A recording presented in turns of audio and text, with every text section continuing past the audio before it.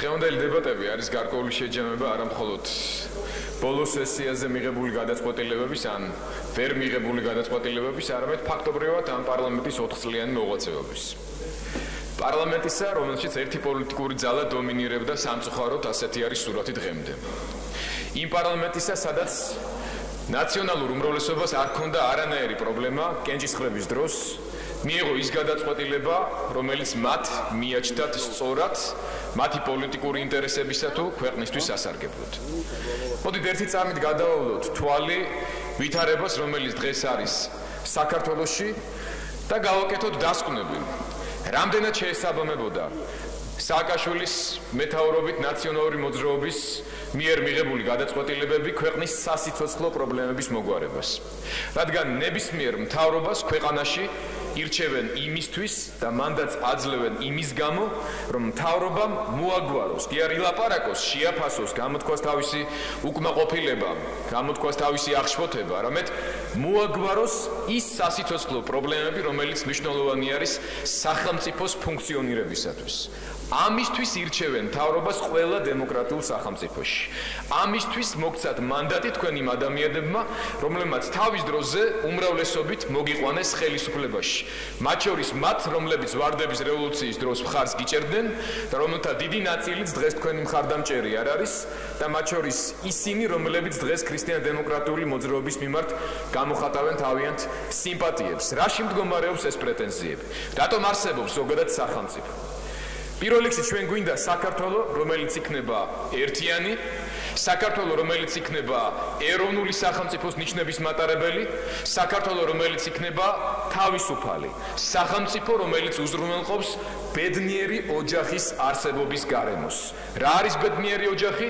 ბედნიერი ოჯახი არის სამი სხვადასხვა თაობისგან შემდგარი ადამიანთა ერთობა, რომელთაც აქვთ დაცულობის შეგრძნება საგარეო საფრთხეების გათვალისწინებით, რომლებიც თავს გრძნობენ თავისუფალ საზოგადოებაში და არ ეშინიათ შიდა რეპრესიების და ამავე დროს შემოქმედებიდან არიან თავისუფლები, რათა მიაღწიონ თავიანთ ცხოვრებისეულ მიზნებსა და ამოცანებს და რომელთაც აქვთ შესაძლებლობა შექმნან კეთილდღეობის ელემენტარული წინაპირობები. როგორია დღევანდელი საქართველო ნაციონალური მოძრაობის 9 წლიანი შეუზღუდავი მმართველობის შემდეგ. დღევანდელი საქართველო ტერიტორიული მთლიანობის თვალსაზრისით ჩვენ არ გვაქვს არანაირი გარღვევა და ვითარება სამწუხაროდ დეგრადაციისკენ არის პრობლემის გაუარესებისკენ არის მიმართული.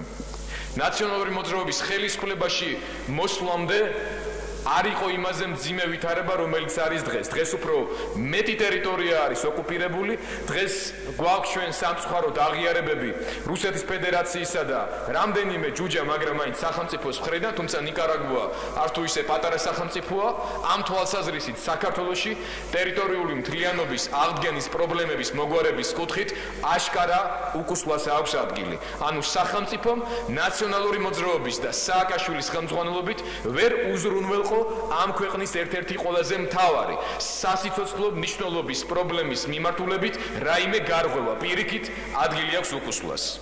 სახელმწიფოში მთავრობა არსებობს იმისთვის, რომ უზრუნველყოს თავდაცვის და უსაფრთხოების მეტი გარანტიები. თავდაცვისა და უსაფრთხოების თვალსაზრისით ქვეყანაში ჩვენი გრძელვადიანი უსაფრთხოებისა და თავდაცვის ასევე მოკლევადიანი დაცულობის კუთხით ნატოში ინტეგრაცია უნდა ყოფილიყო ჩვენი ქვეყნის თავდაცვის მთავარი ფარი და ქოლგა.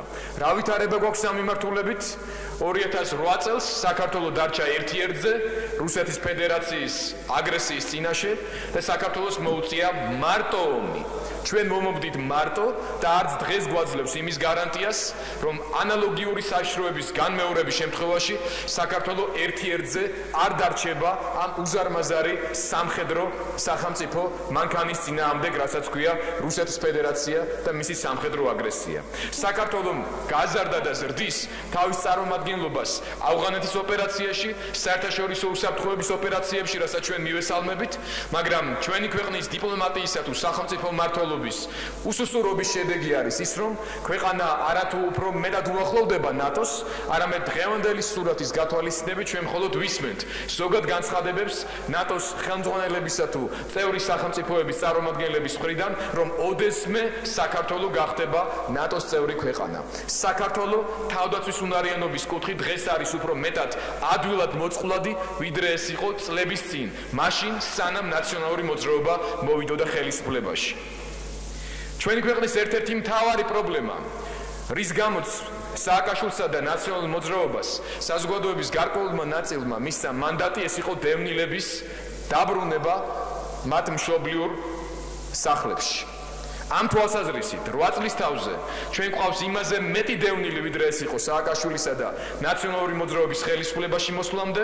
დღეს არის განხორციელებული ახალი ეთნიკური წმენდა ოკუპირებულ ტერიტორიებზე, დევნილების რაოდენობა გაიზარდა, საქართველოს შიდა ტერიტორიებზე ემიგრაცია მათი საქართველოდან გაიზარდა. ჩვენ გვაქვს სურათი, როდესაც ზოგადად დევნილების მიმართაც სახელმწიფო მაინცა და მაინც ჰუმანურ სახეს ნამდვილად ვერავლენს და ამის თაობაზე გიორგი ახვლედიანმა ბევრი ისაუბრა, ამიტომ მე აღარ შევჩერდები. მთავრობას მოსახლეობა მანდატს ანიჭებს საზოგადოებაში სამართლიანობის გრძნობის არსებობისათვის. რა თქმა უნდა, მნიშვნელოვანია საზოგადოებრივი წესრიგის შენარჩუნება, აუცილებელი არის კრიმინოგენური ვითარების კონტროლი, მაგრამ ეს არის მხოლოდ ნაწილი ამ პრობლემის მოგვარების. ხალხს სჭირდება სამართლიანობის განცდა, რომელიც მას დღეს არ აქვს. არ აქვს სწორედ იმიტომ, რომ სასამართლო მთლიანად არის დომინირებული ერთი პოლიტიკური ძალის მხრიდან და სასამართლო დღეს არის პროკურატურის გაგრძელება. ანუ ჩვენ მივიღეთ სურათი, როდესაც რეფორმა ბოლომდე არ იქნა მიყვანილი. ჩვენ გვყავს კარგი პატრული, მაგრამ ეს პატრული სამწუხაროდ არანაირად არ არის შეზღუდული სასამართლო ორგანოების მხრიდან იმისათვის, რომ მთელ რიგ შემთხვევებში, გადაცდომების შემთხვევებში მათ იცოდნენ, რომ კანონის დარღვევა იქნება დასჯილი, რომ პოლიტიზება პატრულის და პოლიციის ზოგადად არ იქნება დაშვებული. ანუ სასამართლო ვერ ჩამოყალიბდა ქვეყანაში მიუკერძოებელ გავლენიან არბიტრად პოლიტიკურ სისტემაში. ეს არის ერთ-ერთი მთავარი ჩავარდნა სააკაშვილისა და ნაციონალური მოძრაობის ხელისუფლების და ეს არის ის, რაც რა თქმა უნდა პოზიტიურ ქულებად ნაციონალური მოძრაობის მმართველობის კალათაში ნამდვილად ვერ ჩალაგდება. მნიშვნელოვანი თემა, რომელიც მოსახლეობის კეთილდღეობას უკავშირდება, პირდაპირ კავშირში არის ხელისუფლების მიერ ისეთი ბიზნეს გარემოს შექმნასთან, რომელმაც უნდა უზრუნველყოს ეკონომიკის რეალური სექტორების ზრდა და განვითარება და უფრო მეტი ადამიანის დასაქმება. რადგან ნებისმიერი სოციალური პოლიტიკა ჩავარდება და იქნება არაეფექტური, თუ ქვეყანაში არ გაიზრდა ბიზნესის მოცულობა, თუ ქვეყანაში ბიზნესი არ გახდა მთავარი მოთამაშე ეკონომიკაში და კვლავ სახელმწიფო დარჩა მთავარი დამსაქმებელი.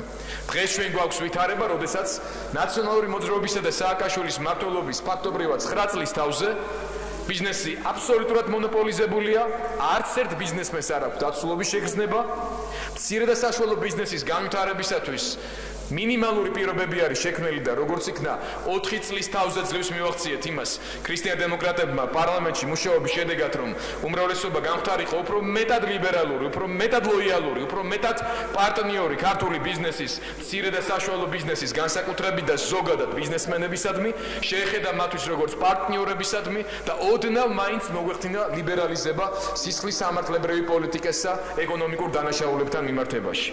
დიახ, ჩვენი დამსახურებაა ის, რომ დღეს უკვე მხოლოდ 25,000 ლარის გადაცდომის შემთხვევაში არ იწყება ბიზნესმენების სისხლის სამართლებრივი დევნა და ეს ზღვარი 50,000-მდე გაიზარდა. მაგრამ ეს არ არის საკმარისი. ამიტომ ჩვენ ველოდებით შემდეგ ნაბიჯებს, რომ საერთოდ ამოვიღოთ ეს მუხლის სისხლის სამართლის კოდექსიდან.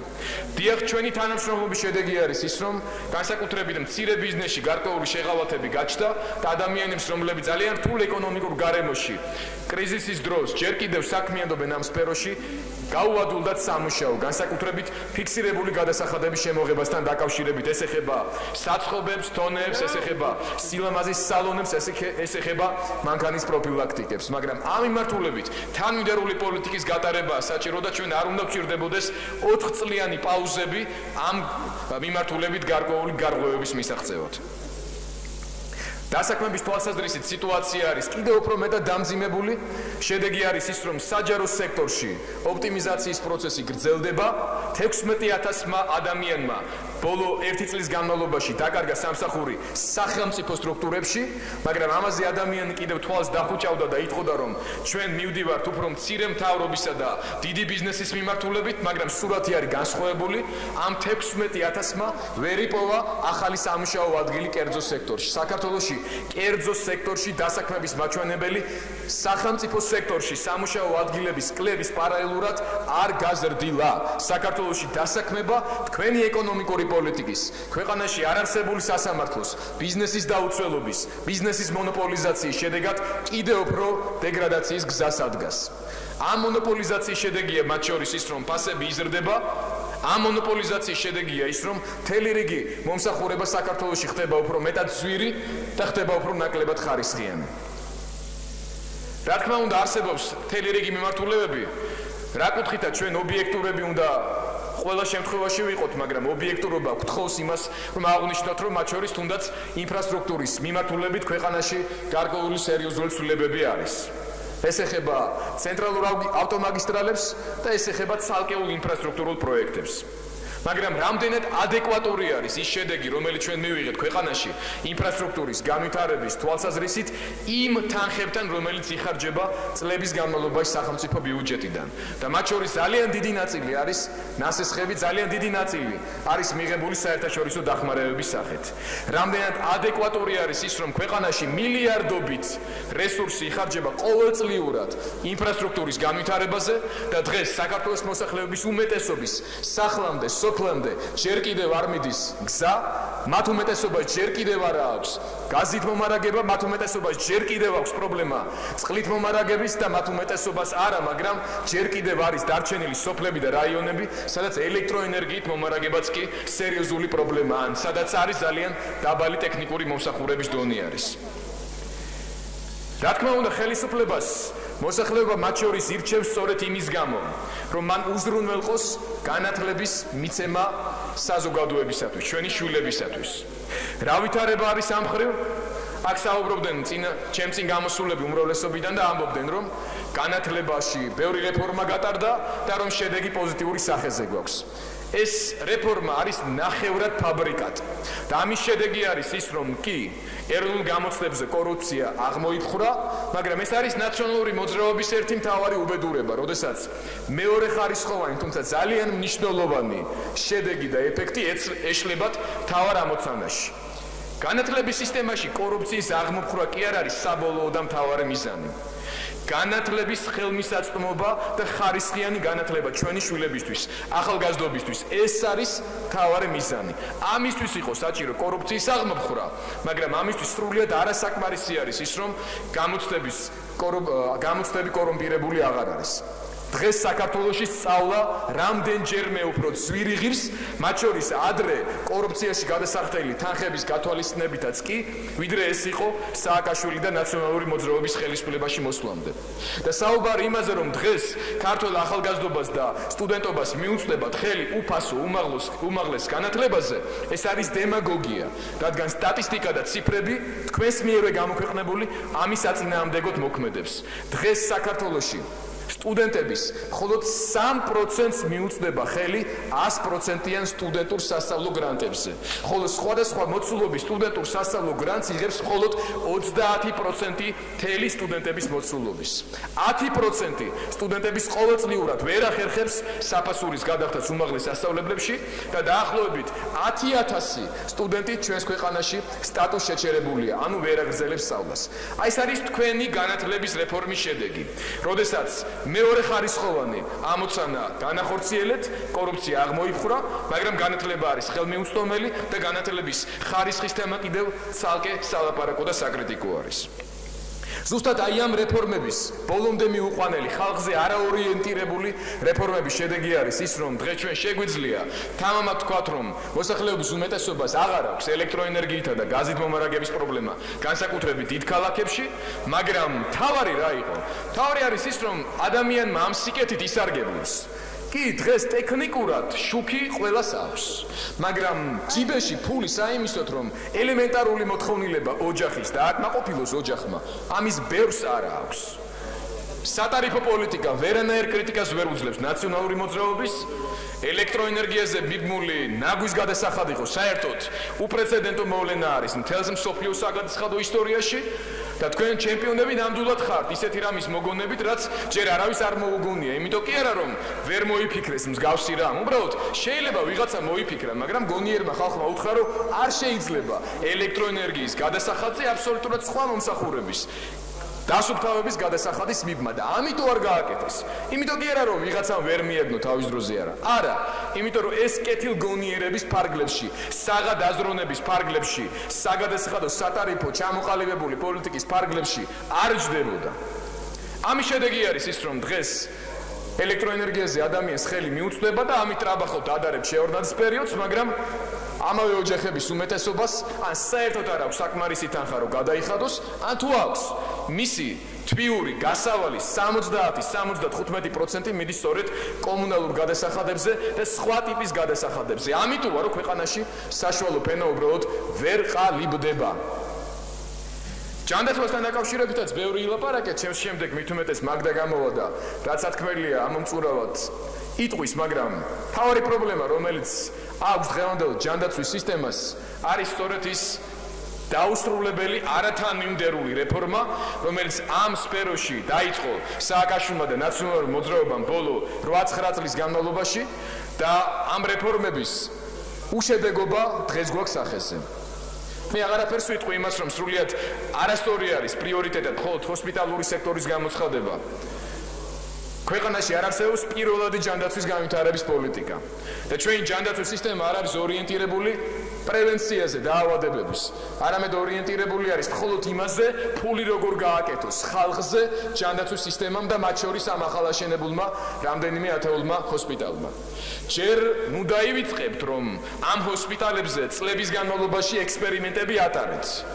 და ქრისტიან-დემოკრატებმა ამის ენა გადავიტყავეთ პარლამენტში, რამენაერად თქვენთვის რომ ის დაგვენახებინა, რომ არის სრული ჩავარდნა 100 საავადმყოფოს პროექტში. 6 წელი დაგჭირდათ ამისათვის. 6 წელი დავკარგეთ ამისათვის. 6 წელი ვერ უმკურნალეთ ხალხს და 6 წელი მთელი საექიმო საზოგადოება იყო სრულიად ისტერიულ და ფსიქოზურ მდგომარეობაში. არც დღეს არის უკეთესი ვითარება, თუმცა ჰოსპიტალური სექტორის მუშაობის მხრივ გარკვეული გამოსწორებები შეინიშნება, მაგრამ ეს არ უნდა იყოს მთავარი პრიორიტეტი. მთავარი პრიორიტეტი უნდა იყოს ხარისხიანი ჯანდაცვა და ხელმისაწვდომობა ამ ჯანდაცვის სერვისების. და ბოლოს და ყველაზე მთავარი, გარდა ტერიტორიული მთლიანობის, თავდაცვის უნარიანობის, ქვეყანაში სამართლიანობის პრინციპის არარსებობის პრობლემების გარდა ეს არის დემოკრატიული ინსტიტუტების გაძლიერება. ერთ-ერთი მთავარი მიზეზი, რის გამოც სააკაშვილს და ნაციონალურ მოძრაობას თავის დროზე საზოგადოების გარკვეულმა ნაწილმა მიცა მანდატი ქვეყნის მართვის, ეს იყო დემოკრატიული საზოგადოების მშენებლობა და ჩამოყალიბება.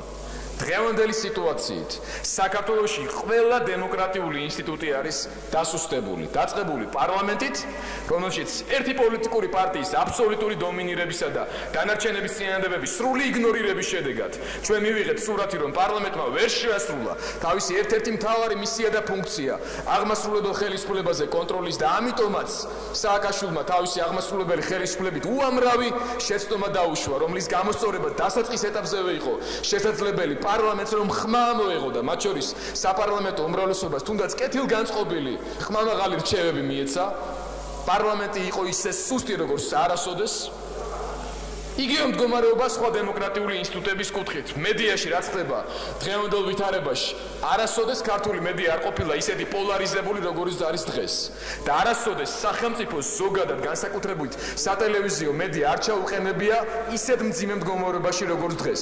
ეს ეხება როგორც ხელისუფლებისადმი უფრო პოზიტიურად განწყობილ ტელევიზიებს, ასევე მათ საწინააღმდეგო განწყობების მქონე ტელევიზიებს. დღეს ქართულ ტელევიზიებში მაღალი პროფესიული სტანდარტები არის სანთლით საძიებელი. და ეს არის ის შედეგი, რომელიც სააკაშვილის აგრესიულმა ანტიმედიურმა პოლიტიკამ მოუტანა დღევანდელ საქართველოს და მის დემოკრატიულ სისტემას. მოკლედ რომ ვთქვათ, ჩვენ დღეს გვაქვს სუსტი არასამთავრობო სექტორი, რომელიც ასევე არის მთლიანად პოლარიზებული და ერთის მხრივ ხელისუფლების სრული გავლენის ქვეშ ან მეორეს მხრივ მეორე პოლუსზე აღმოჩნდა დღეს ჩვენ გვაქვს სუსტი მედია, რადგან მედია თავისი შინაარსით სიტყვა ზუსტად ამას გულისხმობს, რომ უნდა იყოს მედიატორი. საზოგადოება უნდა აზროვნებდეს ქართულ მედიაში. დღეს მხოლოდ ბრძოლა არის ქართულ მედიაში. დღეს მხოლოდ პროპაგანდას ვხედავთ ყველგან და ჩვენ მივიღეთ სურათი, როდესაც ხელისუფლებამ ვერ გაამართლა ის მანდატი, რის გამოც მიიღო. ჩვენ არ გვაქვს დაცული ქვეყანა, ჩვენ არ გვაქვს სამართლიანი ქვეყანა, ჩვენ არ გვაქვს დემოკრატიული ქვეყანა, ჩვენთან ხალხი შიმშილობს. ეს არის დღევანდელი საქართველო, რის გამოც ხალხმა თქვენ მანდატი უნდა შეგიწყვიტონ. 10 წუთი